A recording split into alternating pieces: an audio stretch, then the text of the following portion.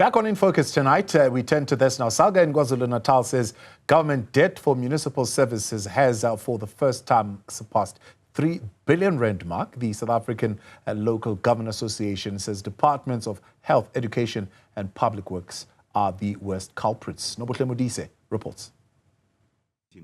The South African Local Government Association in KwaZulu-Natal says when provincial departments and businesses fail to pay or delay settling monthly municipal services debt, municipalities often have to turn to commercial banks for loans to ensure that services do not grind to a halt.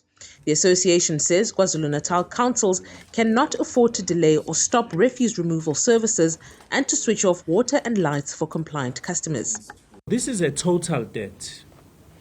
And last year it was 2.5 billion. It has now increased over 3 billion. And that is the cry that we have to make to our members. That we have to implement credit control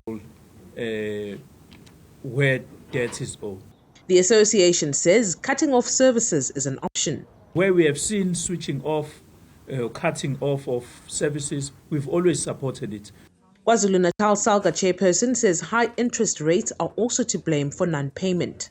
Interest rate increases negatively impact municipalities and their ability to provide services to communities and pay their suppliers. It also says when water boards increase tariffs, municipalities can't always pass on the increase to ratepayers, as this leads to a high number of defaults. It is obvious that the continued or historic increases that water boards have received have made them to be highly profitable organizations.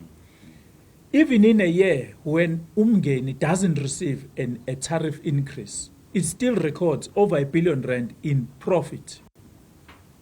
That shows us that without a regulator in the sector, you remember that in electricity we have NERSA, which regulates the price, and Salga can approach NERSA to reduce tariffs. In water, we don't have the same. For Newzroom Afrika on Channel 405, I'm Nobuhle Modise in Durban.